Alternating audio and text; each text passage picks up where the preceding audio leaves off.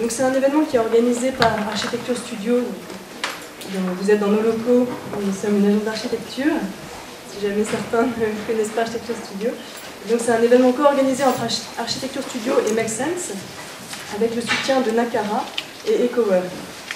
À l'origine, tous les gens qui se trouvent autour de cette table ronde se sont regroupés pour travailler ensemble sur un sujet dans le cadre de l'appel d'offres Réinventer Paris, et ont travaillé sur le thème de l'économie circulaire dans la conception d'un nouveau quartier. Donc nous avons par la suite organisé cet événement pour continuer notre travail de recherche sur l'économie circulaire. Donc la soirée est organisée en 3 parties, avec cette table ronde tout d'abord jusqu'à 19 h. Ensuite, nous aurons des ateliers qui seront animés par Make Sense, avec encore d'autres intervenants qui ont participé au projet sur Réinventer Paris, sur l'Évangile, qui ne sont pas forcément autour de cette table ronde. Et en parallèle, à partir de 19 h, dans les locaux de Make Sense, qui sont vraiment juste à côté, rue Biscornet, il y aura un tour du monde de l'économie circulaire. Et à partir de 20 h 30, à l'OPA, qui est un bar qui se situe entre les locaux de Make Sense et les nôtres, il y aura un événement plus festif et artistique, où on vous invite à tous venir également, où il y aura une retranscription de ce qui s'est dit dans les différents ateliers au cours de la soirée. Merci beaucoup. Je passe la parole à Cyril Poy, qui est le modérateur de la table ronde. Merci Marika, mesdames et messieurs, bonjour et bienvenue à cette table ronde intitulée Réinventer la ville par l'économie circulaire, un événement qui s'inscrit, comme tu l'as rappelé je crois, dans le cadre des États généraux du Grand Paris de l'économie circulaire et qui a donc été organisé en partenariat avec AS et Make Sense, comme tu le rappelais. Si vous êtes ici, c'est au fond que vous savez, vous pressentez que les questions qui gravitent autour de ce que l'on appelle l'économie circulaire vont à terme impacter vos manières de travailler et de produire de la ville.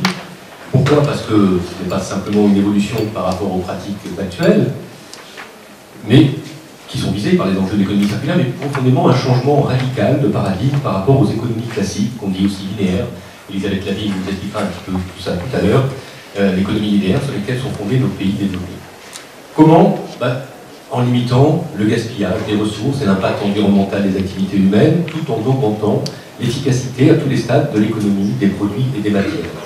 Parce que l'économie circulaire promeut un système économique et industriel sobre en carbone, en énergie et en ressources naturelles, difficilement renouvelables, parfois chèrement renouvelables, l'économie circulaire permet d'envisager un changement majeur dans la façon de concevoir et de construire les villes du XXIe siècle. Alors que chaque jour, les impacts du changement climatique dégradent un peu plus nos environnements et fragilisent nos sociétés, l'économie circulaire apparaît même comme l'un des principaux enjeux des métropoles et sociétés de demain. Mais concrètement, comment la mettre en œuvre dans un contexte écologique, je veux dire, fragilisé, dans un contexte économique qui l'est autant, et dans un cadre d'une concurrence exacerbée des pôles urbains et des métropoles à l'heure de la globalisation. Si la ville du XXIe siècle se doit d'être durable et intelligente, quelles sont les pistes, et plus précisément les projets urbains, qui aujourd'hui prennent en charge cette responsabilité? Les intervenants de cette table ronde, et je m'exclus et j'exclus Pierre Mansart, qui n'a pas participé au projet de Réinventer Paris, les intervenants de cette table ronde, qui ont travaillé, comme Élisée Marika, sur un des sujets de Réinventer Paris, aborderont les sujets clés de l'économie circulaire, la limitation ou la réutilisation des déchets, l'éco-conception, le partage des biens et des espaces, autant de thèmes à prendre en compte pour intégrer ce type d'approche vertueuse dans la construction de la ville de demain. Ils présenteront aussi leur démarche et quelques opérations qui, sans être forcément exemplaires à tous les niveaux, ont pris la mesure et porté haut l'ambition de faire la ville autrement, de manière plus responsable et plus durable. Ce sera notamment l'occasion de présenter le projet Solides, qui est le projet sur lequel vous avez travaillé pour Réinventer Paris, qui est un laboratoire urbain sur l'économie circulaire, initialement conçu pour le site de Triangle Éole-Évangile, donc qui est un des gros sites de Réinventer Paris. On va écouter dans l'ordre Elisabeth Laville d'Utopie, qui se présentera et qui présentera sa société, Laurent Georgeot de l'Institut d'économie circulaire, il est là, Éric Dutilleul, à mes côtés, directeur régional Île-de-France de Nakara, Alexandre Guilly, qui représente le promoteur Revive en France, Laurent-Marc Fischer, il est là-bas, il lève la main, qui est architecte et urbaniste associé d'Architecture Studio, et enfin Marie-Caroline Pio, architecte urbaniste associé d'Architecture Studio. C'est avec vous que je commence, Elisabeth Laville, saisissez-vous d'un micro, ce sera plus simple, il est là. Voilà. Vous avez créé Utopie en 1993, donc il y a quelques années. C'est une agence de conseil pour aider les entreprises à intégrer le développement durable et la RSE dans leur pratique et leur stratégie. Aujourd'hui, est-ce que vous pourriez nous expliquer en quelques mots ce que sont les principes de l'économie circulaire et comment aussi on peut faire pour faire changer les choses? Comment on amène les entreprises à avoir d'autres types de positionnement et d'autres types de process de production dans l'ensemble des services et des biens qu'elles produisent? Mais bien volontiers. Alors le principe d'économie circulaire, c'est assez simple en réalité. Ça part du constat tout bête que nos systèmes industriels fonctionnent, vous l'avez dit en introduction, de manière totalement linéaire. Notamment parce qu'ils ont été conçus à un moment où on pensait que les ressources étaient inépuisables et de surcroît elles étaient bon marché.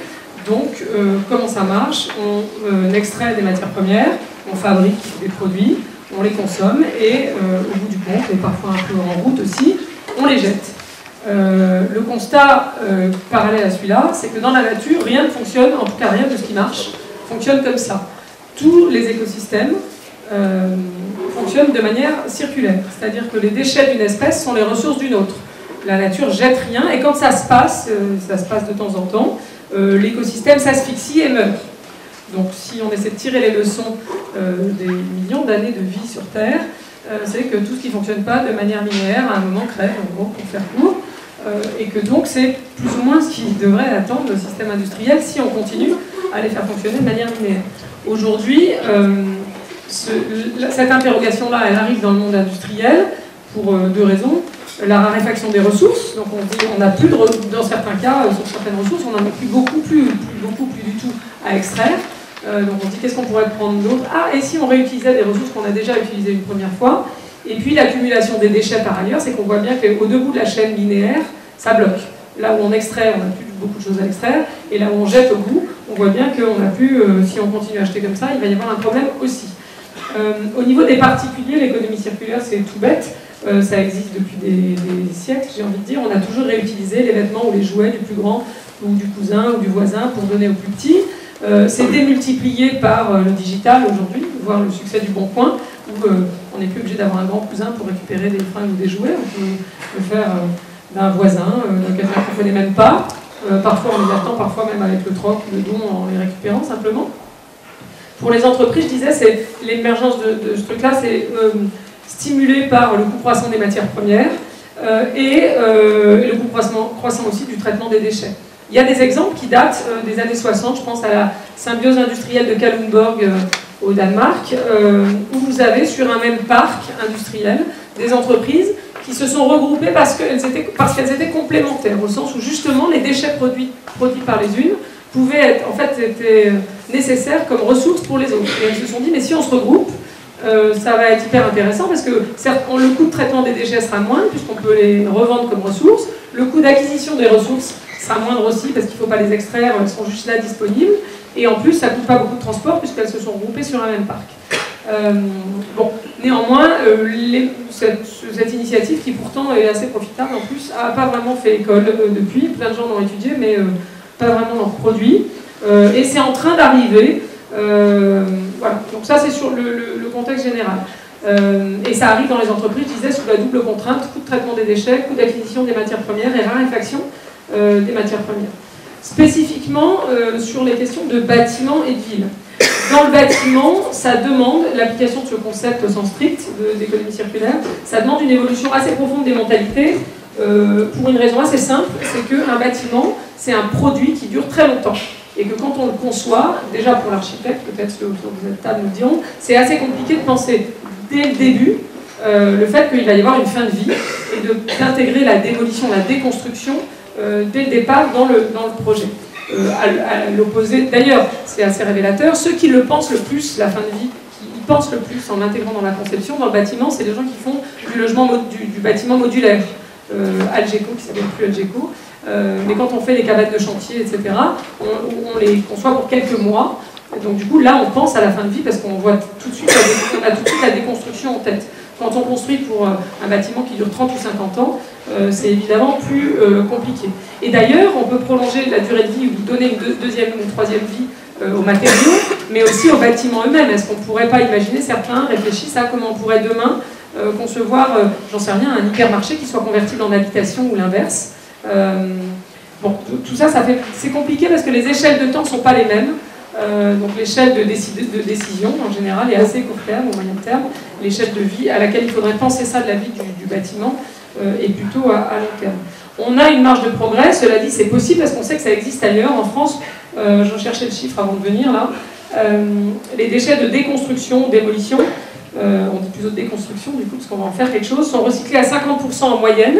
L'Europe et Ségolène Royal ont décidé que ce taux serait porté à 70% en 2020. Évidemment, ça dépend des projets. Vous avez des projets où le taux est très faible, des projets où le taux est très élevé. Et puis, les matériaux ne sont pas forcément réutilisés sur le même projet, évidemment.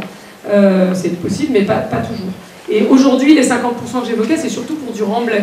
Donc c'est pas très valorisé comme réutilisation des matériaux. Là aussi, il y a des progrès à faire. On a des pays comme la Belgique, la Suisse, les Pays-Bas, le Japon, où c'est carrément déjà beaucoup plus élevé. En Suisse, il n'y a quasiment plus de déchets de chantier. C'est soit utilisé dans le remblai, soit pour la reconstruction.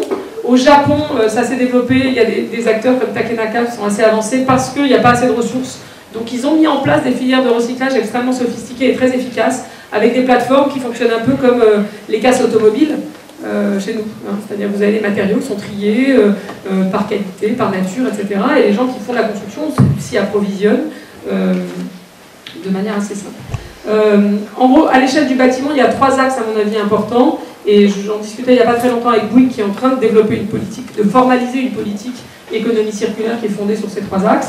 Premier axe, c'est quand vous récupérez un bâtiment que vous allez démolir ou déconstruire, de faire un espèce de scan physique du bâtiment pour savoir qu'est-ce qu'il y a dedans qui peut être réutilisé, soit reconfiguré, soit rénové, soit réutilisé sur un autre chantier, etc. Et à terme, ça pourrait aboutir à des plateformes de trading de ces matières premières.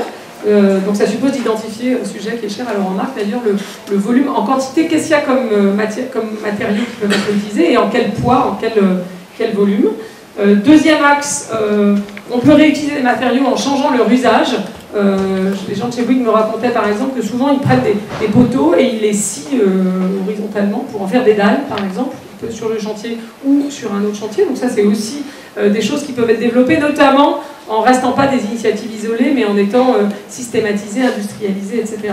Et le troisième axe, qui est le plus prospectif, c'est d'utiliser chaque nouveau bâtiment comme une banque de matériaux pour le futur.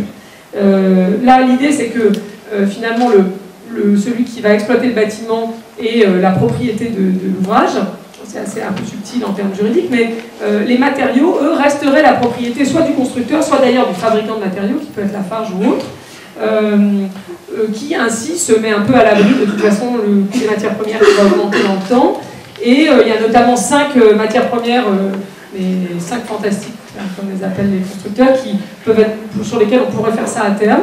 C'est l'acier, le béton, le plastique, le plâtre et le verre, donc des matériaux qu'on trouve sur la plupart des chantiers.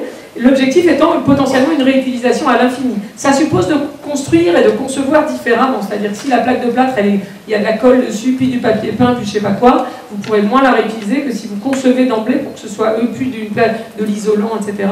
C'est plus compliqué que si c'est conçu pour pouvoir être réutilisé à l'infini.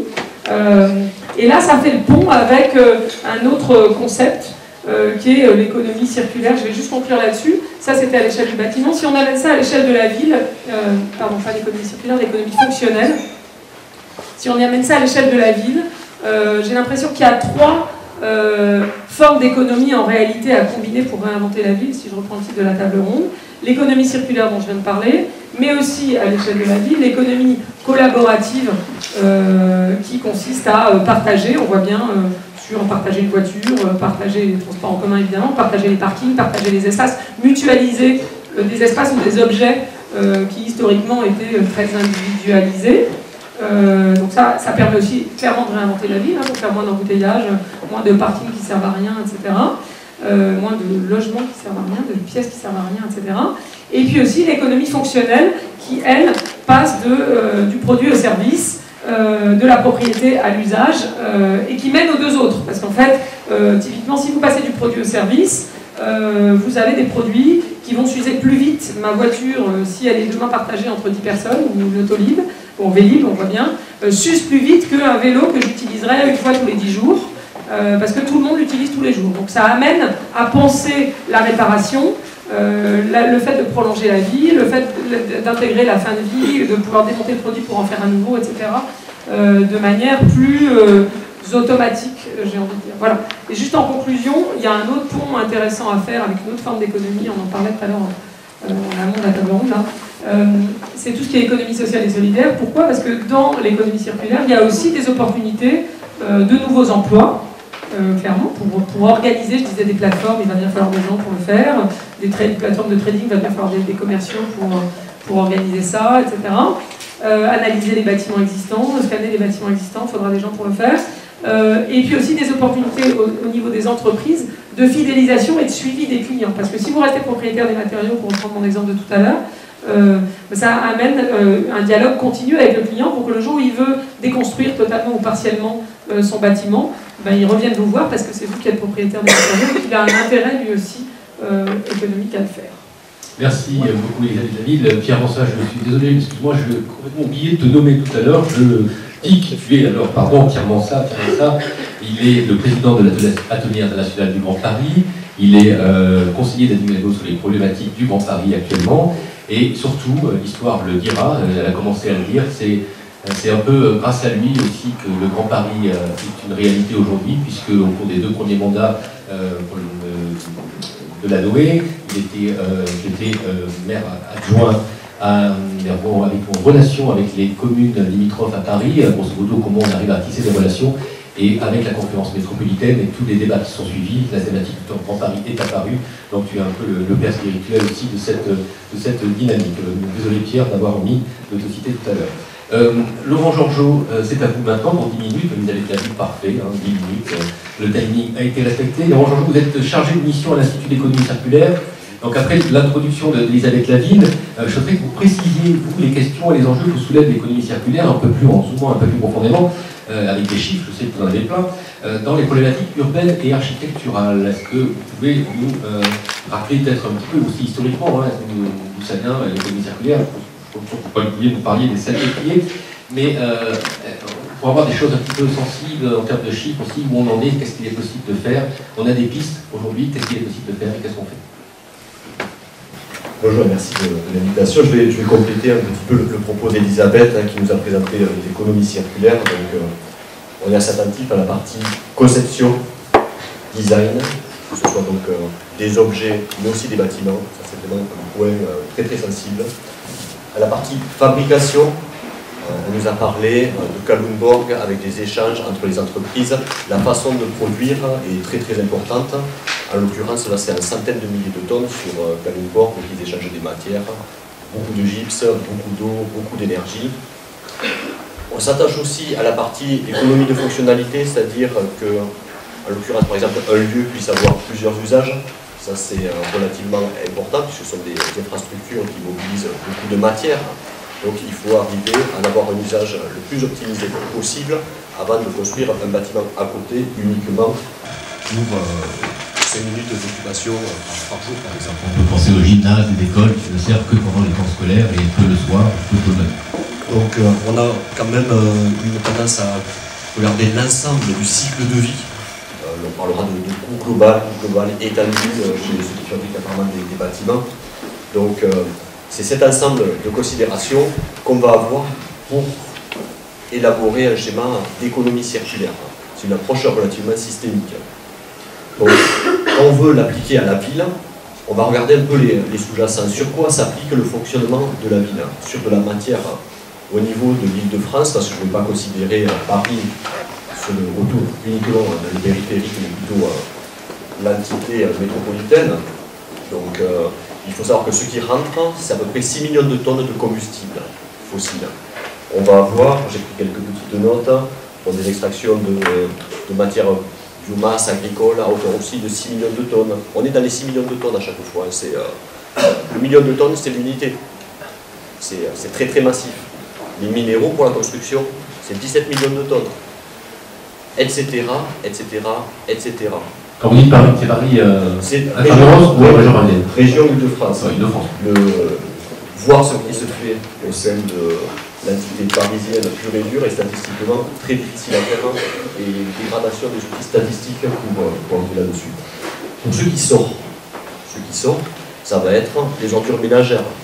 On est tous en train de se dire, oh là là, il y a beaucoup d'ordures ménagères. 4 millions de tonnes. Effectivement, c'est très imposant. Déchets d'activité, hors BTP, on va y venir. 4 millions de tonnes. BTP, 24 millions de tonnes pour 2010. C'était 20 millions de tonnes pour 2003, on va être sur 30 millions de tonnes bientôt. Donc là, on comprend quand même les enjeux. 24 millions de tonnes, si vous les avez en béton, ça vous fait un cube de 220 mètres, je crois, d'arête. 220 mètres, 220 mètres, 220 mètres. Si on les mettait sur le champ de Mars, on pourrait faire du ski l'hiver.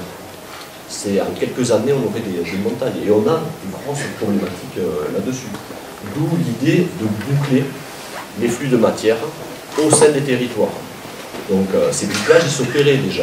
Vous aviez dans le domaine du bâtiment, puisqu'on va focaliser un petit peu sur la partie du bâtiment, des salpêtriers qui, au départ, grattaient la pierre, récupéraient, faisaient tremper les pierres. Ils avaient la main sur les bâtiments qui étaient à déconstruire au XIXe siècle. Ils récupéraient ce salpêtre parce qu'on était en guerre et on ne pouvait plus en avoir. Donc on trouvait de la ressource à l'intérieur même de la ville. Il y avait tout un écosystème qui s'était mis en place pour des matériaux extraits du bâtiment, pour des chiffons, pour les flux qui tiennent pour l'azote, on va dire, d'une façon générale, qui est retourné vers la campagne. Et là, on va voir que la ville, si on veut réinventer la ville, il faut la considérer dans l'emprise qu'elle va avoir avec la campagne environnante. Et bien au-delà, si on considère par exemple les flux d'eau qui arrivent en région parisienne et qui peuvent aller être cherchés au lac de la Forêt d'Orient ou les grandes distances de Paris. Donc la ville en soi, oui, mais il faut voir aussi les ramifications de la ville bien plus loin que le périphérique, voire même la frontière administrative de l'île de France. Ça sera vraiment le premier point. Donc il y a déjà des choses qui se font, qui ne sont pas anecdotiques, mais qui demandent à être systématisées. Donc au niveau de la ville de Paris, vous avez la plateforme de Bonneuil qui va requalifier du granit. Typiquement, ils vont prendre des pavés, extraits de la voirie, ils vont les recouper, faire des opérations, bref, ça fait 8000 tonnes par an. Si on devait quantifier ça en CO2, ça fait 800 tonnes de CO2, soit 60 fois le tour de la Terre, si vous prenez l'avion. C'est quand même pas négligeable, et c'est sur 8000 tonnes. 8000 tonnes, 24 millions de tonnes, il y a de la marge. Donc, on peut faire largement mieux. Le projet qui va être présenté tout à l'heure est, à mon sens, très efficace là-dessus. Ça a été très très bien pensé. On observe beaucoup de projets et rarement des projets aussi intégrés. Donc ça, je tenais à vous le dire parce que ça a été vraiment très très bien fait. Donc on peut améliorer largement les choses dans la conception du bâtiment, dans le traitement de ces déchets du BTP, en mettant en place du foncier pour les élus, pour pouvoir requalifier ces flux sortants et les traiter rapidement, à proximité, pour les injecter sur d'autres chantiers, à côté, pas trop loin, au lieu de les extraire de la ville très loin, de les oublier finalement, parce que si la loi fait en sorte qu'on récupère ces déchets, qu'on les valorise, il faut voir aussi comment on le fait. Pour les élus, c'est assez important de savoir le nombre de camions qui vont passer sur leur territoire. Donc, si vous arrivez à quantifier ça, vous pouvez ensuite assez facilement leur dire, lors de cette opération-là, vous allez avoir 3000 camions qui vont rentrer avec des matériaux, 8000 qui vont sortir avec des matériaux.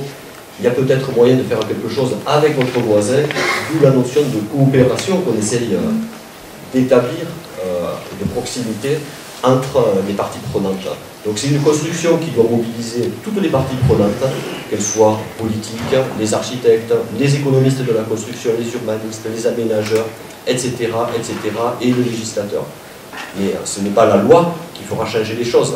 C'est vous, dans la salle, dans la conception des choses, dans vos coopérations, qui allez pouvoir faire avancer ces modèles. Ce n'est pas la loi, c'est vous qui ferez avancer les choses. Il faut que ça soit très, très marqué dans vos esprits. Peut-être aussi, enfin vous dites que ce n'est pas la loi, vous me parliez quand on a préparé cette table ronde, aussi des documents d'urbanisme qui dont certains ne sont pas forcément toujours, certains même pas du tout, adaptés aux enjeux d'économie circulaire. Tu peux nous en dire 2 mots, puisqu'il nous reste 2 minutes. Bon, typiquement, pour le construit sur Paris, on va mettre par mètre carré 2 tonnes de matière. Dans l'Ariège, on va mettre 6 tonnes de matière par mètre carré. Donc, pourquoi? Parce que dans l'Ariège, on va devoir créer des infrastructures pour aller desservir ces maisons. La route, le chemin, etc., etc.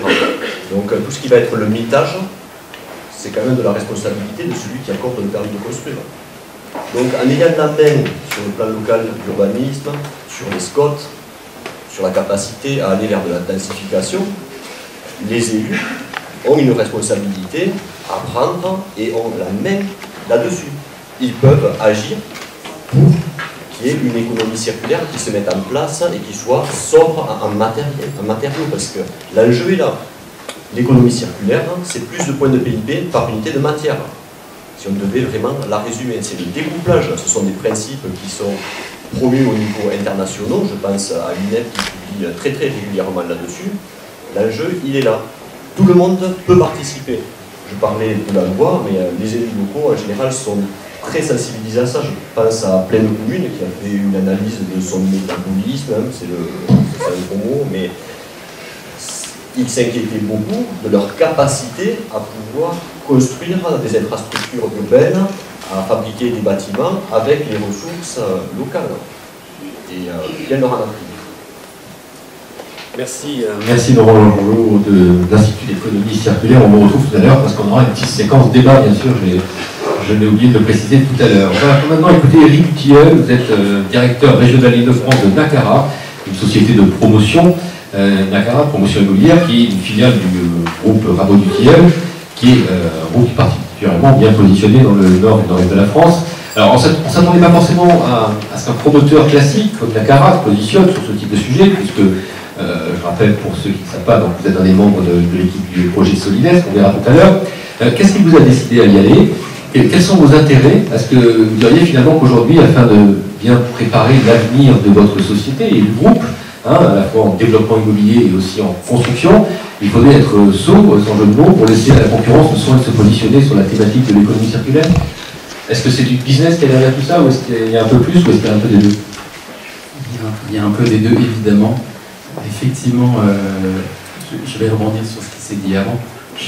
Honnêtement, je suis un peu masochiste à cette table ronde et de vous parler de nos avancées en la matière, alors même que l'enjeu principal, c'est le béton, et que je suis évidemment la 4e génération de la famille Tilleul qui dirige un groupe familial qui coule du béton depuis toujours.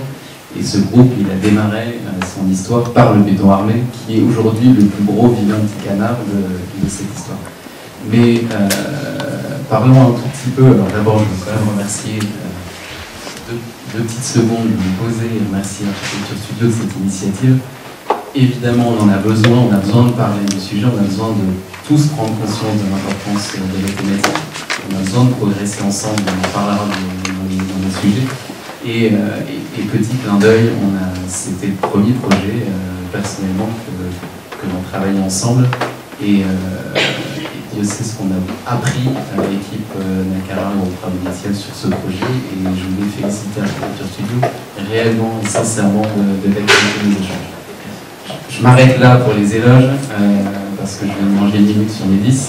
Donc mon objectif, c'est de faire un témoignage de chef d'entreprise sur cet enjeu. Alors d'abord, pourquoi on s'y intéresse? La première des motivations, c'est un projet d'entreprise aujourd'hui qu'on mène depuis 4 ans. C'est assez récent, mais 4 ans, ça permet d'avoir un certain recul sur les enjeux. Première motivation, c'est de remettre du sens dans notre métier, du sens pour les collaborateurs. C'est juste fondamental. On voit le public aujourd'hui, je vois des jeunes et des moins jeunes qui viennent écouter la table ronde. C'est un projet qui est fédérateur pour toutes les générations. Et c'est aujourd'hui fondamental pour motiver nos collaborateurs dans nos entreprises. C'est fondamental aussi parce que ça met du sens dans nos programmes immobiliers. Et aujourd'hui, il est difficile d'emmener avec nous les élus, les territoires, tout simplement les riverains, les citoyens sur l'aménagement sur nos projets. Et on a besoin de remettre du sens dans ces programmes immobiliers, de leur donner une vision un peu plus globale et ça va en particulier permettre de pouvoir justifier des certaines densifications de programmes immobiliers qui sont aujourd'hui la source même de mon business, parce que j'ai besoin de programmes immobiliers pour ça met de l'humain dans les projets, et évidemment une entreprise familiale met l'humain au cœur de ses enjeux. Ça nous permet aussi de travailler en écosystème, et j'y reviendrai, mais on a tous un besoin permanent de progresser. Aujourd'hui, on ne peut plus se permettre de rester sur nos lauriers, sur nos acquis, pour être compétitif et pour être pérenne dans nos activités. Et ces enjeux bousculent constamment nos manières de penser, de manière de travailler. Sans ces enjeux-là, on peinerait, et ça nous permet de travailler, c'est la preuve, sur ce programme, sur ce projet qu'on a travaillé ensemble. Vous verrez la jonction de compétences extrêmement diverses, et sans ces thématiques-là, on ne se serait pas retrouvé. Et c'est grâce à ça qu'on innove dans le projet. Alors, est-ce qu'on fait du business aujourd'hui? Pas vraiment. Nos clients, quelles que soient les thématiques, sont peu enclins à s'intéresser à l'économie circulaire, pour revenir dans le vif du sujet. Il y a une petite analyse, une petite étude d'EcoCity qui est aujourd'hui un cabinet qui fait pas mal d'études sur toutes ces thématiques-là, et qui constate que 20% à peu près sur le produit logement, 20% de la clientèle qui s'intéresse à faire l'acquisition d'un logement est sensible à cette thématique-là. Ça ne veut pas dire que ça va créer de la valeur économique pour nous à court terme. En clair, ça ne veut pas dire qu'on s'est vendu plus cher, ça veut dire qu'on s'est attiré 20% de clients. En tout cas, on suscite un intérêt élevé. Tous les autres, ils ne sont pas très sensibles. Alors, ça fait quelques années qu'on suit ces statistiques-là, et la bonne nouvelle, c'est que les détracteurs, ils sont de moins en moins nombreux. Donc, déjà, on arrive à capter 20% de gens sur ces thématiques-là, les autres, on ne les pète pas. Sur les thématiques tertiaires, ce qui importe à l'investisseur, c'est le label, c'est absolument pas la thématique de l'économie circulaire. Donc, oublions aujourd'hui à court terme la rentabilité financière dans ces thématiques-là. Ça apporte tellement d'autres choses que c'est pas grave. Mais juste, je remets les choses, en tout cas, les choses dans leur contexte. On n'est pas là pour faire du business sur l'économie circulaire en disant qu'on va vendre mieux, plus rapidement, plus cher un produit. C'est pas grave. Pour l'instant, parce qu'on a vu avec les étiquetages de performance énergétique des logements que du coup on commençait à avoir une valorisation supérieure. Donc c'est une avance que vous prenez aussi. Enfin, on ne peut pas non plus la dégager comme ça dans la main.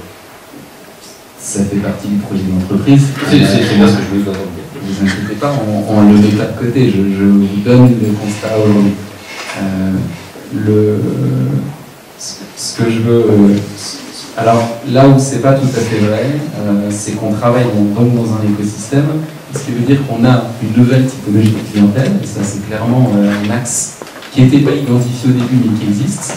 On a des clients qui travaillent dans ce domaine, c'est un domaine qui est créateur d'emplois, et on a des clients qui aujourd'hui, évidemment, viennent frapper à la porte de Nakara plutôt que d'autres confrères, parce qu'ils savent qu'on a un savoir-faire, une appétence dans ce domaine, et donc on sait évidemment, et on a évidemment un plaisir à travailler avec cette typologie de clientèle qui est dans ce domaine-là. Et mine de rien, c'est un vrai facteur de croissance pour nous. Ça paraît aberrant, mais c'est le niveau. Alors, donc on est dans une logique de petits pas, de progression, et peu dans une logique de rupture. La seule logique de rupture qu'on ait au sein du groupe Travaux-Litial, et Elisabeth en a parlé un tout petit peu en parlant de l'Algeco, on a, nous, créé une société qui s'appelle Smart Module Concept, et qui fait du modulaire bois. Et on est quand même dans une stratégie de rupture par rapport aux procédés constructifs habituels. On on est en train d'effleurer la thématique de l'aval, c'est-à-dire la réutilisation des matériaux bois, qui en amont évidemment ont toute une valeur importante, mais qui en aval, ce sujet est en train d'être traité chez nous. On en est encore au balbutiement, il faut être humble face à ce sujet-là. Je vous parlais de l'enjeu principal. On a donc fait le bilan carbone chez nous, on a travaillé avec le CSTB, le bilan carbone de notre société, notre activité, 15% de l'émission de CO2 provient de la fabrication du béton armé utilisé dans notre projet immobilier. Si on veut aller sur les enjeux, c'est clairement sur cette thématique qu'il faut aller, c'est l'enjeu le plus important. Et c'est l'enjeu, j'ai envie de dire, le plus compliqué à traiter. Alors, la manière simple, c'est plus le béton. On en a parlé, on peut utiliser du bois. Moi, j'ai une certaine sensibilité personnelle parce que j'ai fait des études en Angleterre et on a la culture du métal, on n'a pas la culture du béton. Et je pense que les architectes savent de quoi je parle. Cette culture du béton qui est très, très, très française. On a un petit clin d'œil aussi, et pourquoi je me préoccupe du sujet. Vous avez tous vu le reportage d'Arte sur la raréfaction du sable. Pour la petite histoire, en 30 secondes, dans mon parcours, dans ma jeune vie, j'ai habité au Sénégal et je construisais une cimenterie, c'est un petit clin d'œil. Il n'empêche que j'avais la chance d'habiter dans une maison au bord de la mer. Et les maisons autour de moi, petit à petit, se désertaient parce qu'on allait pomper le sable des plages pour aller construire derrière. Et petit à petit, la mer rentrait dans les terres. Et c'est un fait, c'est une réalité pas loin de chez nous. On se rend compte visuellement et c'est totalement destructeur, c'est totalement perturbant. Évidemment, j'ai vécu ça et j'en suis très sensible. Donc je reviens sur la première stratégie, c'est de ne plus utiliser le béton. C'est une solution globale. La deuxième solution, c'est d'utiliser moins de béton. Il faut peser aujourd'hui, sur toutes les lourdeurs françaises, les coefficients de sécurité qui sont probablement encore trop importants, les compétences en bureau d'études pour arriver à minimiser le béton. Et je parle en tant que promoteur, je travaille évidemment avec des constructeurs du groupe et extérieurs, plus il coûte du béton, plus il gagne d'argent, donc ils ne sont pas dans cette logique-là. Il faut qu'on arrive à être dans cette logique de mettre moins de matériaux dans les mêmes projets, c'est-à-dire de mieux les concevoir. Il y a un autre aspect, c'est de travailler sur le béton, c'est là-dessus que vous voulez m'emmener. On travaille aujourd'hui, on a coulé une dalle vendredi dernier qui utilise un béton dit vert, c'est un langage marketing.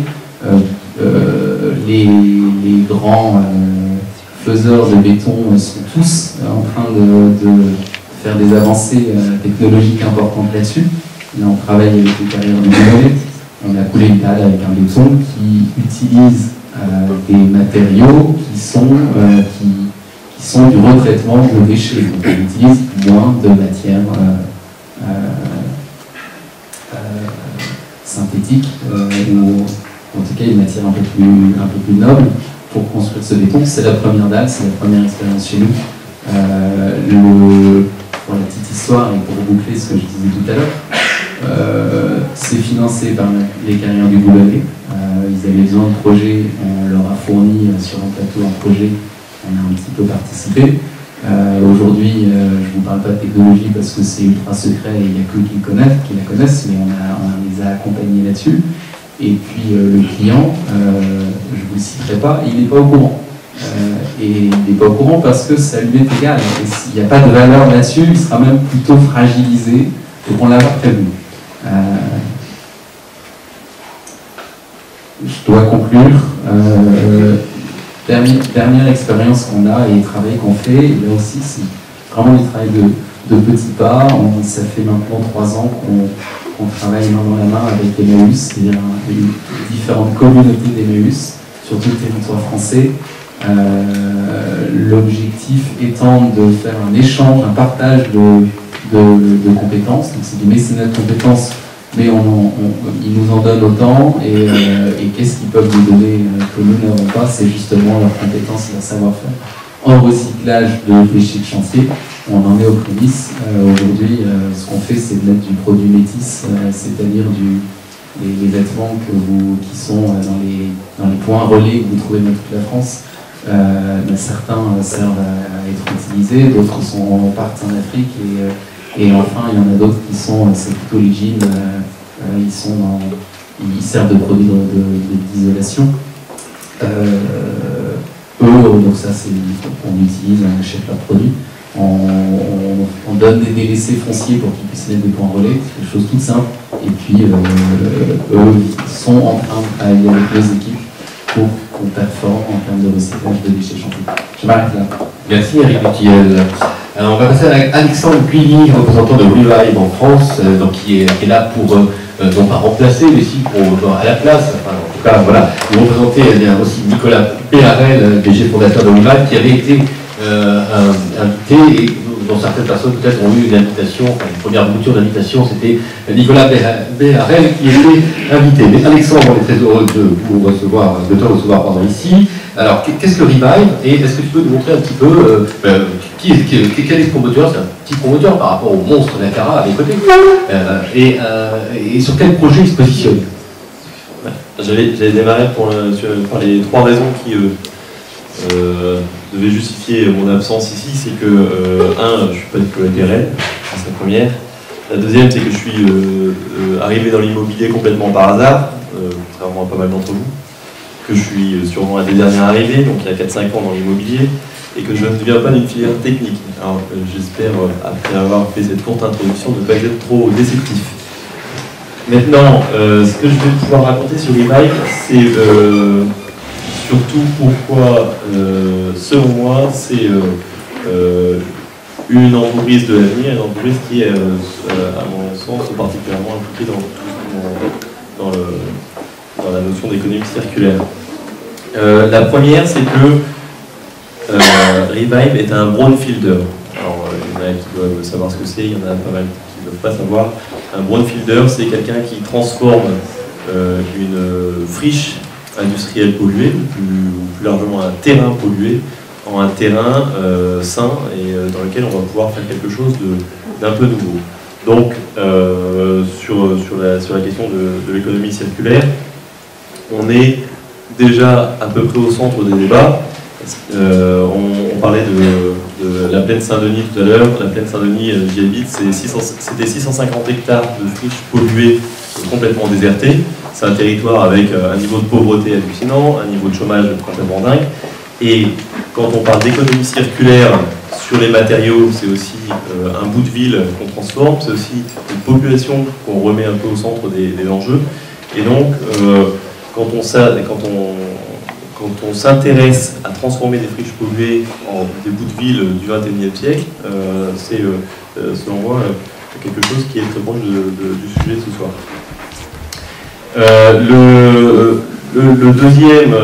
deuxième partie qui est importante sur Revive, c'est d'essayer de conserver au maximum et de transformer. Je ne vais pas revenir dessus parce qu'effectivement, on s'est transformé de l'ancien béton en nouveau béton, en remblai, etc. Un point qui est important, c'est d'impliquer les parties prenantes au maximum avant, pendant le chantier, pour que derrière, on ne soit pas sur de l'immobilier et des bouts de ville qui soient jetables, comme on a construit pendant des années, des choses qui sont des immeubles, des ensembles urbains qui sont achetés, qui sont à jeter plutôt au bout de 30 ou 40 ans, mais plutôt d'essayer de construire des ensembles qui ont été mieux pensés, mieux réfléchis. On a pris un petit peu plus le temps de les concevoir pour que ce soit un minimum plus durable. Parce que l'économie circulaire, on peut tout transformer tout le temps, mais il y a quand même un petit peu de déperdition au passage. Et l'utilisation, et ça c'est, même si ça peut paraître un gadget, c'est quelque chose qui nous importe. Le cycle de transformation de la ville est très lent, et chez Revive, on a à cœur d'utiliser les espaces avant qu'ils ne soient transformés. C'est-à-dire que des friches industrielles et des hectares, alors en plus on est au cœur de l'actualité avec la question des réfugiés, des migrants, etc. Entre le moment où on pense un immeuble et le moment où il est livré, il se passe des mois, souvent des années, parfois des dizaines d'années, quand on parle de grands pans de ville. Et il nous semble vraiment important d'utiliser ces espaces pendant la phase conception et avant qu'ils soient mis en chantier. Le premier point donc c'était brownfield. Alors je suis vraiment nul pour faire passer des slides, je suis désolé, mais bon, je sais pas quelqu'un. Tu t'en occupes pour moi, c'est super. Donc ça veut dire que ce que je raconte c'est pas complètement incompréhensible. Donc le premier point c'était brownfield, donc transformer ces espaces pollués en espaces sains. Il y a quelque chose que disait Elisabeth tout à l'heure, elle disait ceux qui sont un peu les premiers de la classe, comme souvent malheureusement sur ces sujets-là, c'est la Belgique, le Japon et la Suisse. Alors il y a quand même un truc qui est très important quand on étudie un peu le Japon, c'est que c'est un pays qui avait toutes les raisons de ne pas réussir. C'est un espèce de caillou qui a une forte densité, etc. Et s'ils ont réussi, c'est précisément parce qu'ils ont dû faire appel à leur génie et à penser les choses autrement et pas penser les choses avec les contraintes. Si je parle du Japon, c'est parce que je veux parler de la Belgique surtout. C'est que ce qui justifie et ce qui, moi, m'a donné envie de rejoindre Revive, c'est que quand on parle de terrain pollué, quand on parle de densité et de contraintes, la Belgique est pas mal placée. La Belgique a une histoire industrielle qui est forte. Je viens du Nord-Pas-de-Calais, donc je me sens un peu cousin des Belges. Revive est une boîte belge. Et oui, Revive est une boîte belge, j'aurais peut-être dû le dire au départ. Voilà. Comme son nom. Tout le rapport avec la Belgique. Comme un passant. Ouais, je pourrais faire l'accent belge aussi. Et donc, ce qui est intéressant, je trouve, quand on développe des entreprises ailleurs, c'est de s'inspirer des endroits où c'est né et des contraintes qui les ont amenés à vivre. Et donc, sur la partie brownfield, s'il y a des gens qu'on peut regarder de près, c'est typiquement les Belges, les Hollandais, etc. Parce que, en termes de contraintes de territoire, ils ont dû être beaucoup plus intelligents que nous. En France, tout le monde connaît cette stat, mais on bouffe l'équivalent d'un département de terre arable tous les 7 ans. Et c'est précisément parce qu'on a de la place en France. En Belgique, ça fait très longtemps qu'il se pose la question de la transformation des territoires pollués en territoires sains. On est fini. Pour la première raison, moi, qui m'a fait venir chez Revive. La deuxième raison, elle est... Il reste 3 minutes. Ah oui, 3 minutes 30. Donc c'est beaucoup plus qu'il m'en faut. Bah, c'est parfait. Alors, la deuxième raison, c'est que Revive se propose de transformer le capitalisme. Voilà. Et troisième raison. Non, plus sérieusement. Avec des robes à paillettes et des saxophones. Non, mais plus sérieusement, on est dans un système qui va dans le mur. Et si à un moment donné le capitalisme ne se réinvente pas, l'économie circulaire, je mets le capitalisme qui doit se réinventer, si on ne prend pas en compte les impacts sociaux, les impacts environnementaux des entreprises, c'est la fin de l'humanité. Quand on dit ça, économie linéaire, là, on va dans le mur et on meurt bientôt. Et donc les impacts sociaux et les impacts environnementaux doivent être absolument pris en compte dans les entreprises. Et aujourd'hui, c'est deux choses qui m'ont, moi, séduit chez Revive. La première, c'est que c'est labellisé B Corporation, qui est un label qui ancre dans les statuts de l'entreprise le calcul de l'impact social et de l'impact environnemental à côté de la rentabilité financière, qui est évidemment nécessaire. Et la deuxième, c'est que l'actionnaire de référence de Revive est quelqu'un qui est probablement le premier investisseur dans ce qu'on appelle les entreprises à impact social en Europe, et que ça suppose le but du jeu, le but de la vie de cette entreprise, Revive, ce n'est pas faire de l'argent. Faire de l'argent est un moyen qui est mis au service de quelque chose qui est un peu plus valeureux et qui est le calcul de l'impact social et environnemental de l'entreprise. 1 minute. Et bien, la conclusion, c'est juste de dire rejoignez-nous et transformons les friches polluées et le monde. Merci Alexandre, désolé de t'avoir passé, mais on a un peu dérapé sur notre emploi du temps. On va écouter Laurent-Marc Fischer, qui va nous parler Laurent-Marc, de l'approche de l'agence Architecture Studio, qui est une agence qui a quelques décennies maintenant, et comment cette agence s'est positionnée sur les problématiques petit à petit, développement durable. Voilà, c'est un petit peu un parcours à la fois intellectuel et aussi en termes de projet, donc très concret, en termes de construction. Comment AS finalement a pris petit à petit conscience et comment AS est aussi donné les moyens de répondre aujourd'hui et de travailler sur des projets comme ça. Et tu vas toi aussi, 10 minutes, désolé. Oui, effectivement, Cyril, Architecture Studio, dans ses pratiques et ses recherches, fait d'une pratique du développement durable et de la déconstruction.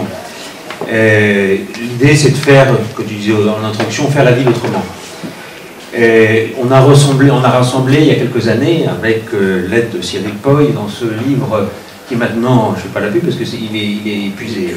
Même en chinois, on ne peut plus le trouver, qui est la ville écologique. On a rassemblé un peu toutes ces idées autour du développement durable. Et là, je vais essayer de mettre en valeur, effectivement, dans ces quelques décennies d'Architecture Studio, les aspects qui relèvent, selon nous, de l'économie circulaire dans notre pratique. Alors, d'abord, Architecture Studio, dans le cadre de l'économie circulaire, pour nous c'est important, c'est nous-mêmes, c'est l'agence, l'architecture, la société, on est un écosystème. L'idée c'est de se penser, on se pense depuis l'origine comme étant un écosystème qui s'intègre dans une vision, alors on n'utilisait pas ce vocabulaire d'économie circulaire, mais dans une vision d'échange entre, à l'intérieur de l'équipe, c'est une architecture de groupe, c'est pas l'architecture d'un seul, avec l'ensemble des architectes et designers urbanistes, etc., qui participent. Et les associés eux-mêmes, on est maintenant une douzaine, on s'inscrit aussi dans un système de cycles de différentes générations, dans cette forme d'économie intellectuelle, circulaire et humaine. Alors, l'idée, bien sûr, c'est de concevoir ces écosystèmes, concevoir de l'écosystème, de lien, de l'échange, comme nous concevons notre propre fonctionnement. Quand on fait un bâtiment, là je reprends un bâtiment qui est assez ancien à Paris, donc 84-86, c'est un immeuble de logement, du logement tout simple, rue Château des Rentiers à Paris. Eh bien, ce n'est pas simplement du logement pour les gens qui sont dans les logements, pour ceux qui vont y habiter, bien sûr, mais aussi c'est de créer cet écosystème, ce lien, cet échange avec la ville, avec les habitants, parce que d'abord, l'objectif numéro un, c'est l'usage, ce sont les usagers, c'est l'humain, ce sont les êtres humains, et donc créer un usage supplémentaire par cette façade donc, qui reprend le plan du quartier avec les stations de métro dans lequel s'insère ce bâtiment. Donc c'est créer un lien supplémentaire à l'usage propre d'un bâtiment. Donc c'est aussi concevoir donc, avec les habitants, mais aussi concevoir avec la ville, ses traces, ces bâtiments qui existent ou qui existaient. Alors ce lycée à Toulouse, lycée des Arènes à Toulouse, effectivement il est de forme hémicirculaire. Alors c'est pas parce qu'il est de forme circulaire que je l'ai mis là, mais c'est parce que il reprend, en fin de compte, il est à l'emplacement des anciennes arènes de Toulouse. Et donc on a retravaillé sur la trace de ces arènes, et l'autre moitié du cercle, eh bien ça devait être la moitié des arènes, et avec le bâtiment qui devait servir comme fond de scène, et les arènes étaient réutilisées, donc on réutilisait les arènes de Toulouse, avec la moitié en bâtiment neuf, la moitié sur les arènes réutilisées. Néanmoins, dès qu'on a commencé à faire les premiers travaux, à commencer à découper, eh bien tout s'est écoulé, presque tout s'est écoulé comme un château de cartes. Il n'y avait pas d'acier dans le béton. C'était un peu moins lourd, mais donc là, un premier écueil à une volonté d'urbanisme circulaire qui s'est confronté à la réalité technique. Néanmoins, reste la trace dans l'architecture, la trace toujours de ces arènes qui, si elles ont disparu, existent toujours par l'architecture renouvelée. Alors, bien sûr, les bâtiments d'enseignement sont des bons exemples d'architecture circulaires, parce que déjà par leur essence, même dans leur usage, on est en plein dans la formation, dans la transmission et dans la circulation, si on peut dire. Donc ça, c'est un autre collège, beaucoup plus récent, à Mercourt, au début des années 2000. Alors là, on va réutiliser le climat. Le climat, c'est-à-dire le soleil, le vent, alors je ne vais pas le détailler tout, mais on récupère, c'est un bâtiment qui est en grande partie passif, qui récupère le vent aussi l'été pour le climatiser passivement, etc. Et puis, comme vous le voyez, c'est un bâtiment qui est construit à 90% en bois, 95% en bois, tout en structure bois massif, etc. Alors là aussi, c'était, vous voyez, le chantier a commencé fin 99 et l'appel d'offres c'était juste après la fameuse tempête de 99 où une bonne partie des Vosges ont été mises à bas. Et donc on a proposé au Conseil Général de réutiliser les arbres, les IPCA qui étaient tombés de la forêt des Vosges, qui étaient tout à fait destinés à cette construction. Et finalement ça ne s'est pas fait. C'est pas parce qu'il y a un problème technique, parce que c'était faisable, il fallait faire le tri, il y en avait qui n'étaient pas exploitables, ceux qui avaient brillé, mais la plupart l'étaient. Encore, c'était même mieux parce qu'on pouvait les traiter, quoi, les arroser, et on avait un bois beaucoup plus sec et de meilleure qualité, comme on faisait avant. Mais tout simplement, ça n'est pas fait pour un problème juridique. Alors, Elisabeth l'a évoqué, là on a été confronté dans une volonté de ce qu'on n'appelait pas encore l'économie circulaire, mais qui en était particulièrement une, de réutiliser pour ce collège toute une forêt qui était victime du climat, pour des questions, ça n'a pas pu être réalisé pour des questions juridiques, parce que l'entreprise, un genre Rabot du Tilleul ou autre, en risquait de refuser d'utiliser un matériau qu'elle n'aurait pas elle-même acheté et choisi. Et donc là, je ne sais pas comment ça se résout, mais il y a quelque chose, il y a vraiment quelque chose à faire, et il y a une réflexion, il ne faut pas omettre ce sujet juridique. Voilà, à l'intérieur, qui est en bois massif, il y a 110 litres de bois par mètre carré, ce qui est par rapport aux 10 litres, les objectifs vertueux, mais bien sûr, pas mal. Au centre de recherche de Danone, à peu près dans la même période, là aussi, on a réutilisé les saisons. Donc l'idée, c'est de réutiliser les saisons, c'est-à-dire qu'on a fait pousser de la vigne devant les fenêtres des bureaux et des laboratoires, et bien l'été, là, comme là, les feuilles protègent du soleil, et puis l'hiver, il n'y a plus de feuilles, donc c'est le cycle des saisons, et le soleil, au contraire, rentre et permet de réchauffer de manière passive l'intérieur du bâtiment. Vous voyez que la structure, les façades sont aussi en bois. Alors à l'époque, on se connaissait à peine, Elisabeth Laville et moi, et j'avais dit, elle m'avait interviewé, j'avais dit, oui, c'est bien, c'est en bois, c'est pas en aluminium, parce que l'aluminium, ça consomme plus d'énergie. Bien sûr, elle avait mis ça en gros dans le rapport développement durable de Danone dont elle s'occupait à l'époque. Et alors, qu'est-ce qui s'est passé? C'est que le PDG de Péchinet a appelé Rigaud en disant, mais qu'est-ce que c'est que ce truc?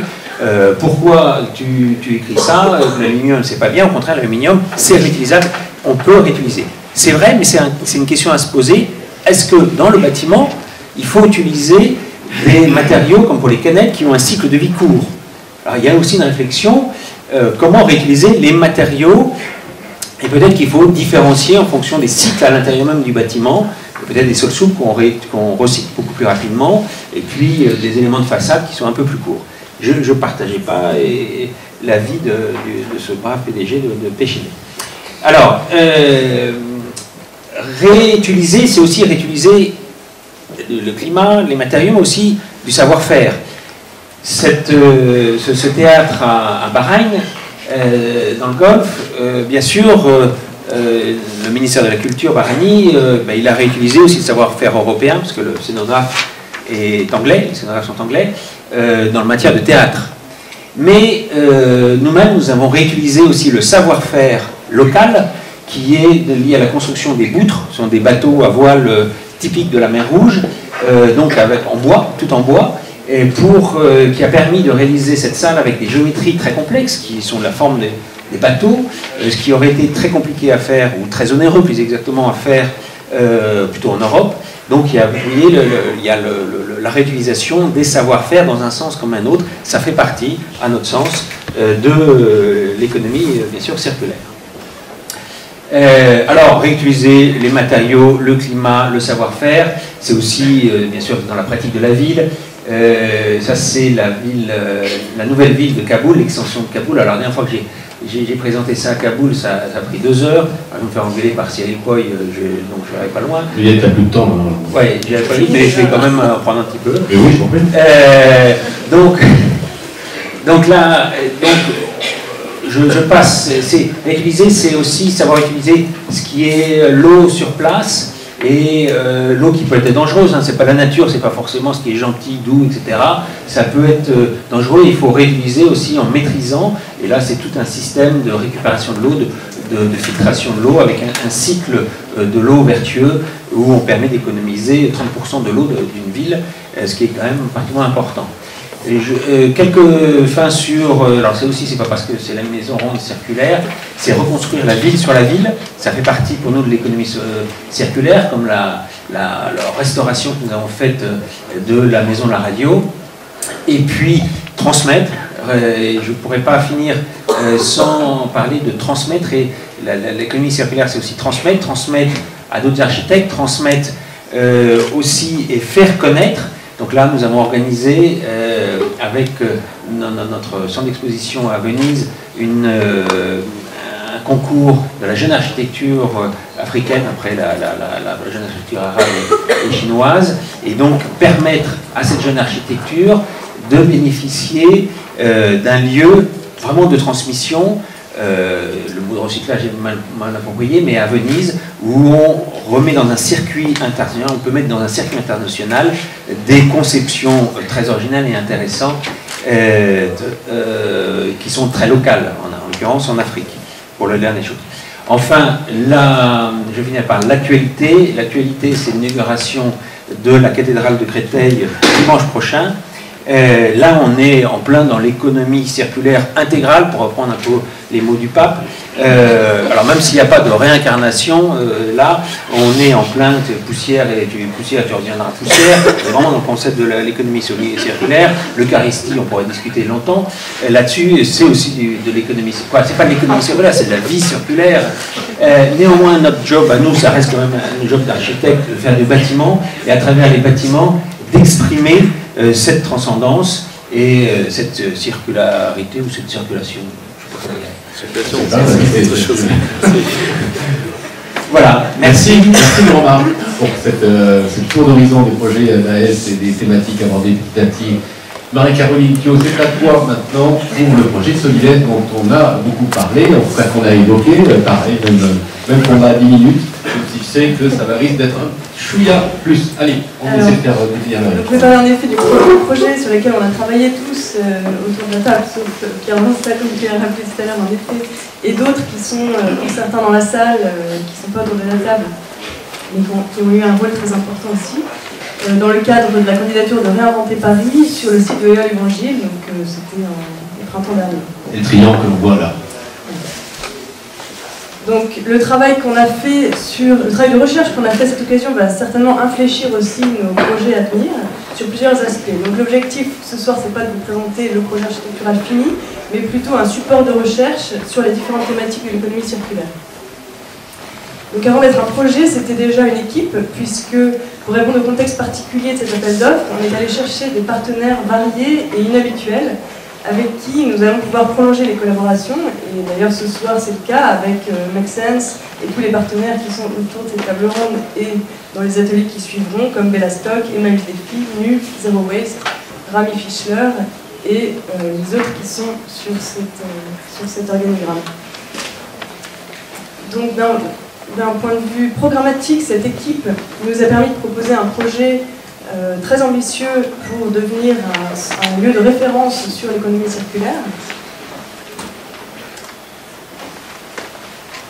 puisque l'objectif donc était de créer un lieu avec un espace tertiaire qui regroupe des entreprises qui sont en France spécialisées dans le sujet de l'économie circulaire, qui sont parfois des start-up avec qui on s'est associé également dans cette équipe de réflexion.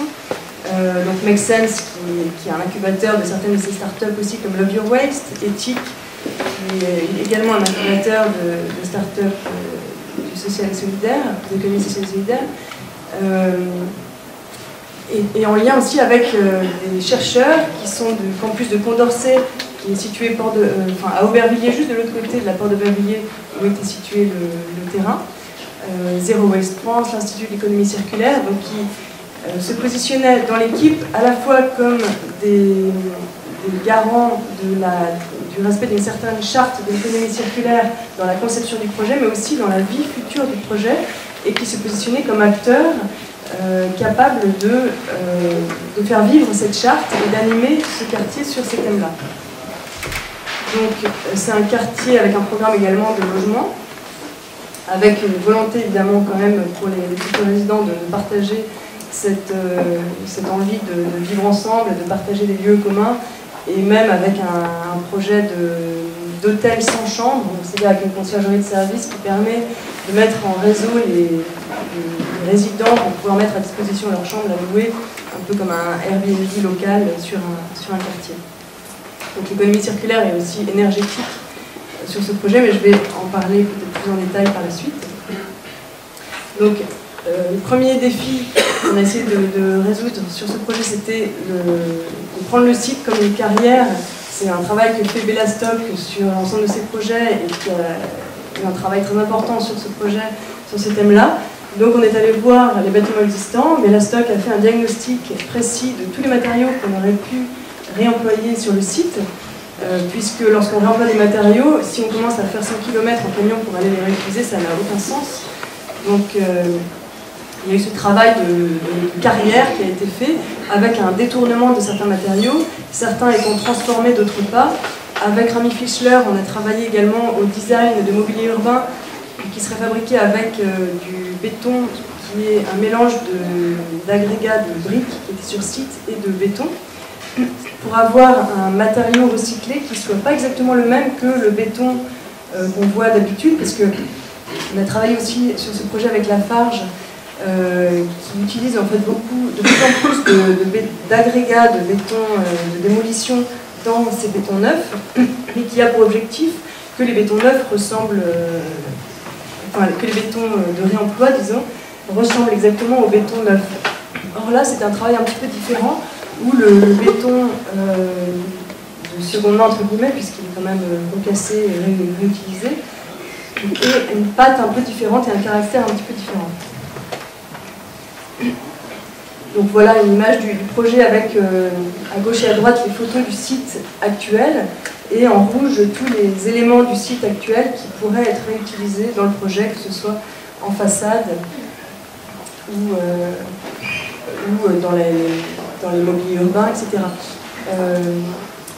Donc on a travaillé cette architecture également sur la notion de réversibilité. Donc la circularité, c'est aussi par rapport aux usages. La notion de réversibilité était d'ailleurs demandée dans le programme sur ce site, donc une réversibilité des bureaux vers le logement. Donc on a découpé le site sur une trame, comme si c'était un projet un peu théorique, abstrait, une trame dans laquelle on a positionné des circulations verticales selon un système le plus efficace possible pour permettre d'avoir avec ces mêmes circulations soit du bureau, soit du logement, avec les distances réglementaires. Et ensuite, on a travaillé sur les épaisseurs de bureaux et de logements qui ne sont pas forcément les mêmes. Pour du bureau, on peut avoir des épaisseurs de bâtiments plus larges que pour du logement. Et pour créer une structure comme ça, sur un module de 5,50 m, donc pour du bureau, on a des bâtiments de 3 largeurs complètes, 3 x 5,50 m. Et pour du logement, on vient creuser dans ce volume pour avoir finalement des bâtiments de 11 mètres de large plus les balcons. Et on est venu creuser encore dans ce volume en toiture et en façade pour amener de la lumière naturelle abondante et des espaces de vie extérieurs qui soient également généreux et abondants. Le travail aussi qu'on a fait là consiste à créer donc, au niveau des logements une double peau, puisqu'on a la peau extérieure où se trouve la trame structurelle ainsi que des loggias ou des balcons, et la peau intérieure où on a la limite entre l'extérieur et l'intérieur, le chaud et le froid, et où là on va pouvoir beaucoup plus facilement que dans une architecture autre utiliser du réemploi de matériaux, puisqu'il n'y aura pas forcément nécessité d'avoir un détail, une mise en œuvre et un matériau continu sur l'ensemble des façades des bâtiments. puisque cette peau est à l'intérieur et elle est beaucoup moins visible, et on a cette uniformité, cette homogénéité plutôt, qui est créée par la seconde peau. Voilà. On a travaillé également avec Rami Fischler sur le dessin de ces modules de façade comme des objets de design sur le thème de l'économie circulaire, donc de l'agriculture domestique, du réemploi des matériaux, en imaginant que ça pouvait être également le lieu d'une concertation, d'une conception concertée et partagée, avec la possibilité de faire un concours d'architecture pour des étudiants où les futurs résidents ou riverains ou parisiens pourraient choisir les projets qui leur semblent les plus pertinents, et ensuite que ces quelques modules puissent être sélectionnés et répartis au choix des futurs usagers sur la façade, donc d'avoir un bâtiment matriciel qui permet de conserver une certaine homogénéité et une cohérence tout en permettant cette participation extérieure. Donc l'immeuble mutable, c'est une image ici avec les bureaux d'éthique dans les premiers niveaux et les parties de logement au-dessus, donc avec cette partie réversible pour la partie bureau, où on peut venir creuser comme dans les étages au-dessus, créer des balcons, des loggias et avoir un éclairage naturel tout à fait satisfaisant.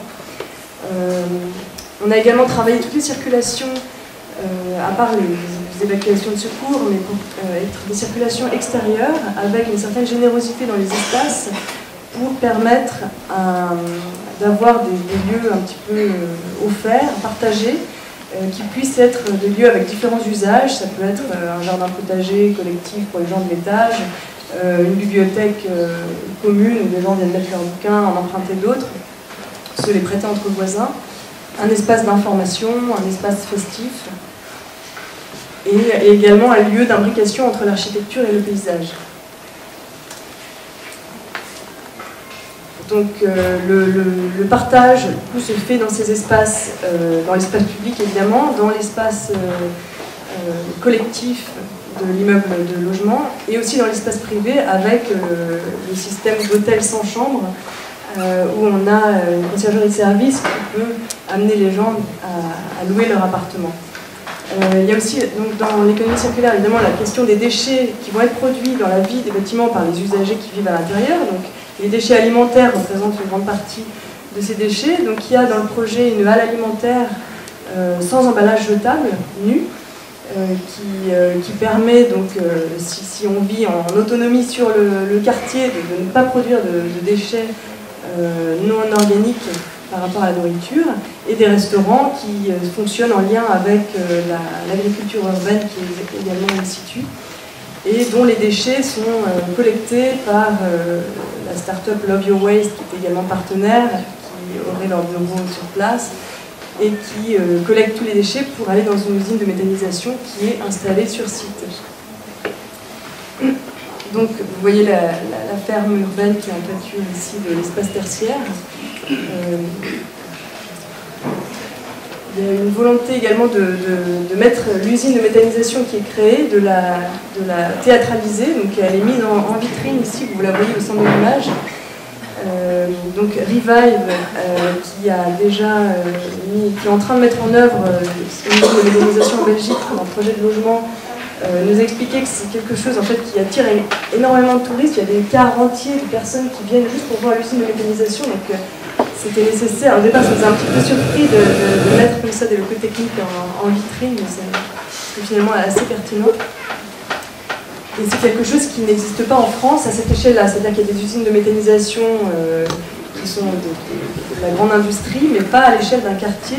Donc là, l'usine permet de récolter toutes les eaux noires des résidences et des bureaux, ainsi que les déchets organiques de la ferme, des restaurants, des invendus éventuellement des supermarchés, pour créer du biogaz et de l'électricité sur site. Donc on a du coup un bâtiment qui se veut donc un immeuble productif en termes énergétiques, avec en façade sur les rails, la façade active plein sud avec les panneaux photovoltaïques, l'usine de méthanisation et la ferme urbaine. Donc l'objectif à très long terme, si on veut être ambitieux par rapport à la ville de Paris, c'est que ce site devienne un site de production d'énergie et puisse se connecter, puisqu'on est dans un système de ville intelligente. Le but, c'est pas de vivre en autonomie sur un quartier, mais c'est au contraire de connecter le site avec d'autres quartiers pour faire des échanges énergétiques. Il se trouve qu'à l'origine, historiquement, ce site était le lieu de la production de gaz, donc c'était la centrale de gaz de la Villette. Donc il nous a paru intéressant de vraiment renforcer ce caractère productif et de devenir un nouveau site de production énergétique. Donc c'est des petits schémas qui sont peut-être un peu utopiques, mais pour dire qu'au 19e siècle, on avait des sites de production de gaz. Au 20e siècle, on a mis en place une production de chaleur par les centrales d'incinération. Donc déjà, on commence à utiliser les déchets pour produire de l'énergie, ce qui est très positif, mais on peut faire beaucoup mieux, c'est-à-dire sans générer la pollution liée aux centrales d'incinération, de créer un réseau qu'on a appelé le réseau Soliles pour produire de l'énergie dans tous les sites qui sont en reconstruction dans Paris et dans le Grand Paris. Merci Marika pour cette présentation. Alors Pierre, tu as entendu tout ce qui s'est dit, donc je rappelle que tu es ici en tant que président de l'International du Grand Paris. Qu'est-ce qui aujourd'hui te semble dans toutes ces démarches faisable, vu les différents contextes dans lesquels notre monde évolue? Qu'est-ce qu'il faudrait pousser et qu'est-ce que tu retiens de fort dans les idées qui ont été proposées? D'abord, je dois dire que j'ai hésité un peu à venir parce que je ne suis pas un expert, je n'ai pas d'expertise. Pour paraphraser Fernand Reynaud, moi je suis un pauvre élu. En tout cas, j'ai été élu pendant 18 ans et je n'ai pas d'expertise particulière dans ces questions-là, sauf que depuis 2011, je suis président de l'Atelier international du Grand Paris, donc je m'intéresse bien évidemment à la question de la ville et de la ville de demain, puisque c'est le but de cet atelier. Un mot peut-être sur l'atelier.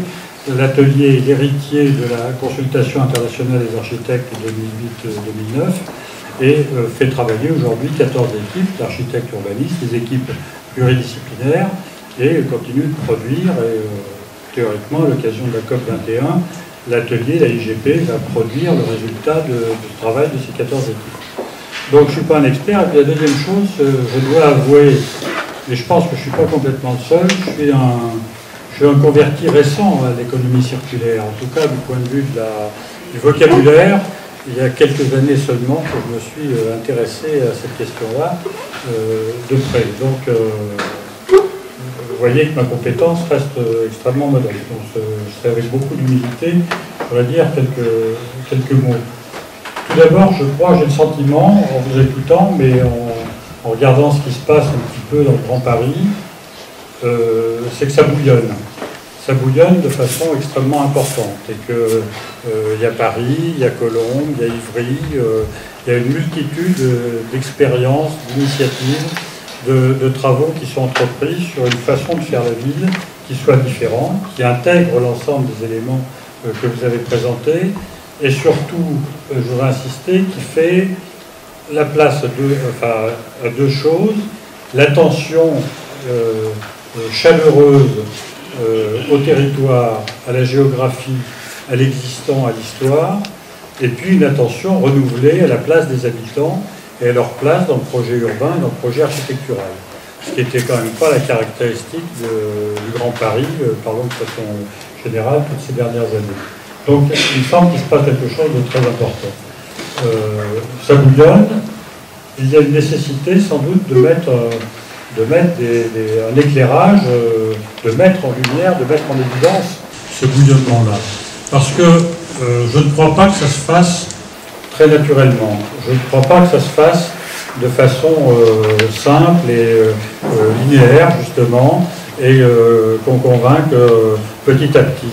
Je crois que ça heurte profondément les logiques dominantes du marché, pas seulement les grands constructeurs, mais ça heurte les conceptions des promoteurs, ça heurte les constructions des constructeurs, ça peut heurter beaucoup les conceptions des élus, et donc je crois que le développement d'une façon de penser, la façon de penser la ville de façon différente, s'appuyant sur l'économie circulaire, sur l'attention aux populations, l'attention au territoire, à l'histoire, doit rentrer en confrontation avec des modèles dominants aujourd'hui qui continuent d'être ceux qui régissent la façon de faire la ville.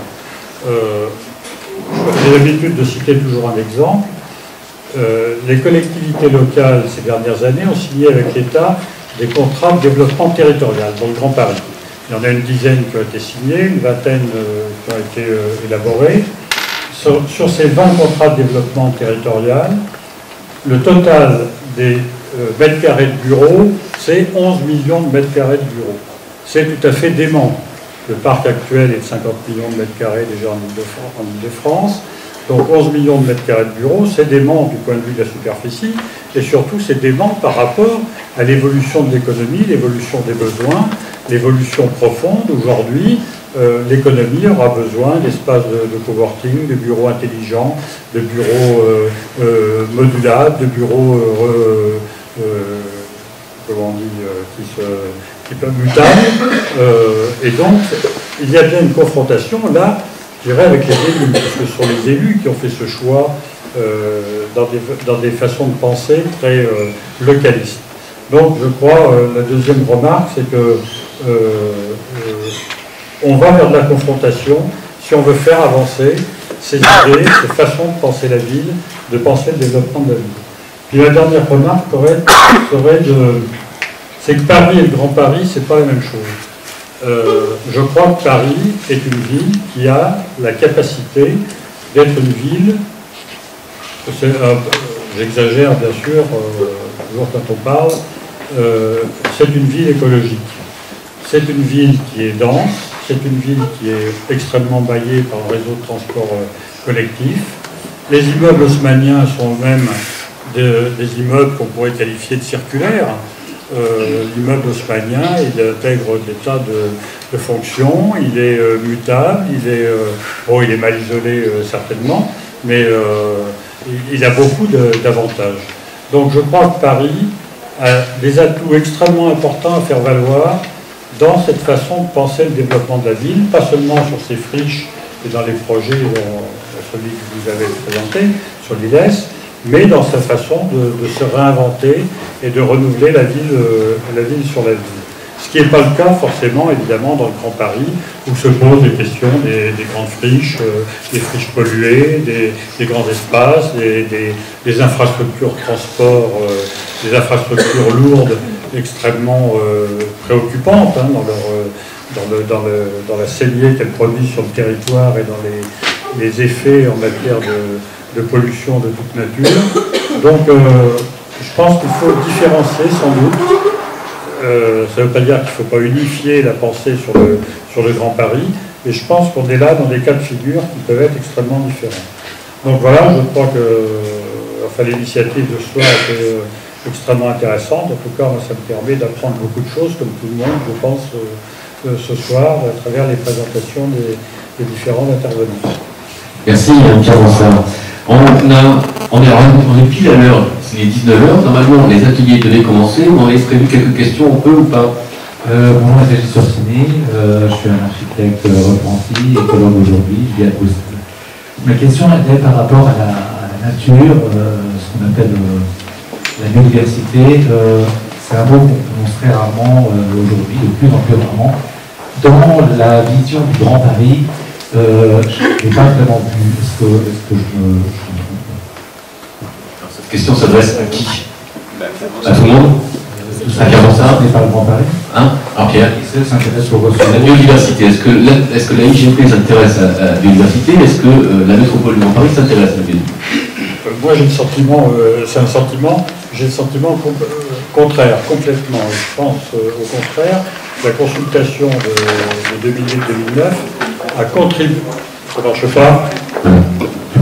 a contribué à remettre au premier plan, ce n'est pas le seul élément, mais la question du rapport de la ville et de la nature. C'est une conception de la métropole, pas seulement dans sa conception construite et zone urbanisée dense, mais dans son rapport avec l'ensemble du grand territoire, avec l'ensemble des espaces naturels, des espaces agricoles.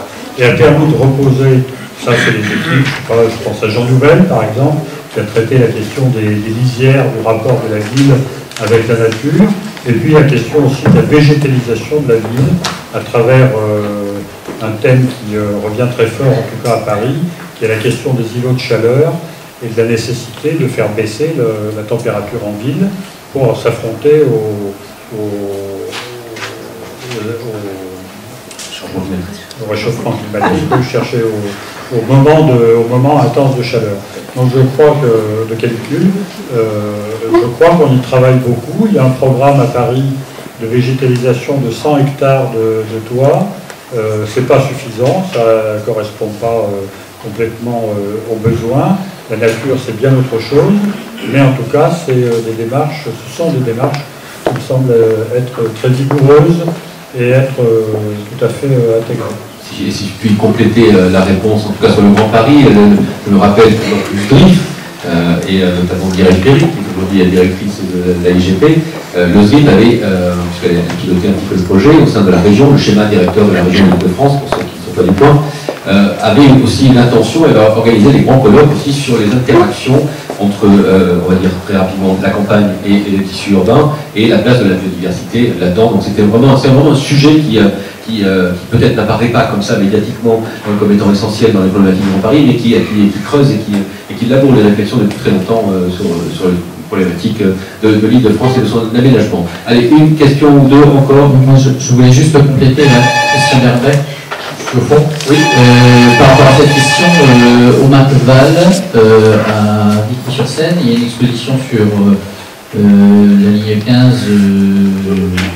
Sur les stations de métro, oui, et en fait cet après-midi il y avait justement une conférence de 2 heures sur la gestion des déchets et la protection de la biodiversité. Donc, ça se retrouvera sur le site. Le site du Macval. Merci. Ça sera sur le site du Macval où l'atelier est en train. Les deux, parfait. Il y a alors un micro, il y a une main qui se lève là, une main qui se lève là, avec les deux dernières.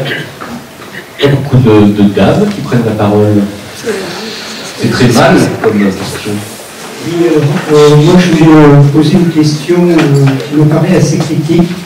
C'est-à-dire depuis une heure j'entends des choses, et notamment ce qui permettrait en fin de compte l'avènement de l'économie circulaire et plus spécifiquement la réinvention de la ville, c'est la notion de partage et d'échange. Donc la question c'est, est-ce que ce n'est pas le frein fondamental aujourd'hui par rapport au système de pensée? J'entendais tout à l'heure un monsieur qui disait mais il faut que les citoyens s'investissent, ou plutôt les... Je me pose des questions parce que effectivement j'ai l'impression que, bon, on parle beaucoup, mais je ne vois pas beaucoup de choses très concrètes de ce type de lien, et notamment par exemple dans la construction des nouvelles villes, la place des usagers. Voilà, moi et je pense que c'est peut-être ça qui institue, à mon avis, une problématique nouvelle. Voilà. Et voilà. Alors les usagers, bien sûr, mais je dirais tout l'écosystème, hein, parce qu'on sent bien qu'on est quand même dans un système collaboratif qui impacte tous les partenaires. Hein, voilà. Et qui s'opposerait au système de l'humain. Voilà ce que je voulais dire. D'accord, si je comprends bien et si je tente de résumer votre question, monsieur, ce serait finalement, on n'a pas assez d'input citoyen dans la définition et dans le développement des projets, et peut-être que si on leur faisait un peu plus de place, d'une manière ou d'une autre, on irait davantage vers une économie circulaire, parce qu'il y aurait une forme non pas de sagesse, en tout cas d'intention et de volonté de leur part qui ferait que les projets seraient autrement, c'est ça? Entre autres. Non, parce que ça impacte tout le système. Effectivement, l'absence des... On va prendre une dernière remarque, question, et puis un mot de conclusion à la table. On avait évoqué le problème de confrontation à la législation, justement dans des pratiques innovantes. Et sur la question du réemploi, se pose la question des certifications. Les certifications, ça a été évoqué tout à l'heure un petit peu. Enfin, on ne l'a pas dit, enfin, le mot n'est pas sorti comme ça, mais c'était ça auquel pensait le remarque. La question allait vers les gens qui en parlent, pour savoir voilà, qu'est-ce qu'ils mettent en place pour aider au fait de mettre en place des nouveaux produits ou d'aider les pratiques de réemploi pour qu'au niveau législatif, des nouveaux matériaux, technologies, là, peut-être le CSTB, que seul, par exemple, le promoteur immobilier pourrait porter financièrement et donc breveter et donc ne pas remettre à disposition de tous. Voilà, c'est clair pour tout le monde. Voilà, si on veut réemployer des matériaux qui ont déjà servi, il faut les certifier, parce qu'il y a des questions de garantie pour les architectes, pour tout ça. Hein, je clarifie pour tout le monde. Voilà, la question des certifs. Laurent Georgeot, on en est où au niveau des certifs? Allez, je vous prête.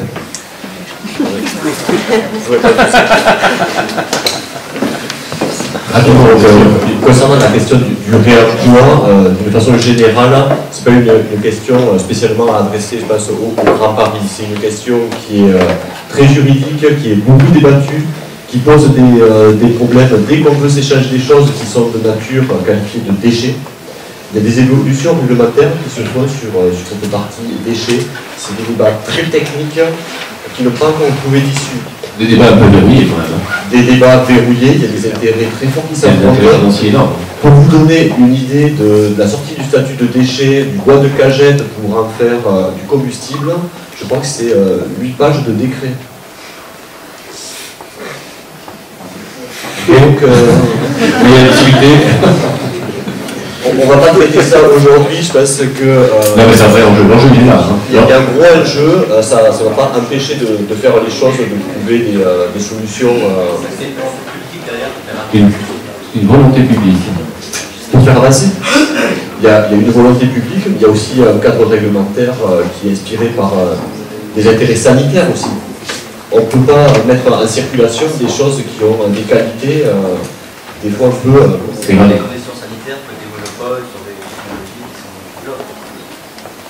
Alors, on ne vous entend pas, monsieur, on ne va pas faire un dialogue, mais parce qu'il nous reste très peu de temps. Allez, donc juste une petite remarque, on vous entend. C'est vraiment les questions sanitaires qui bloquent, ou des monopoles sur des constructions? Il y a les deux. C'est par exemple la construction des normes.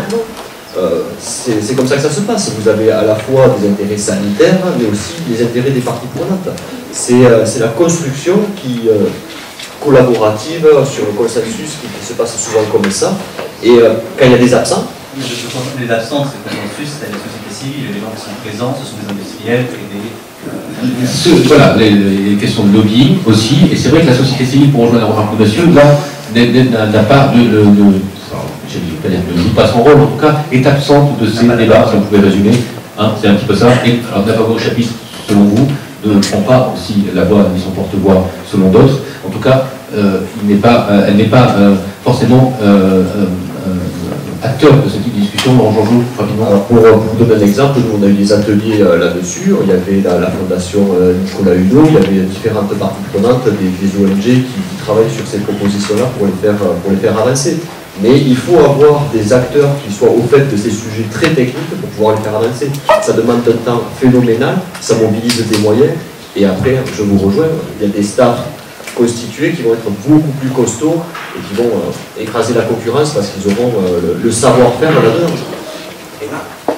Mesdames et messieurs, merci pour votre patience, merci Laurent Fischer, merci Alexandre Louis, merci Frédéric David, merci Pierre François, Marie-Caroline Laurent Georgeot, Eric Fischer.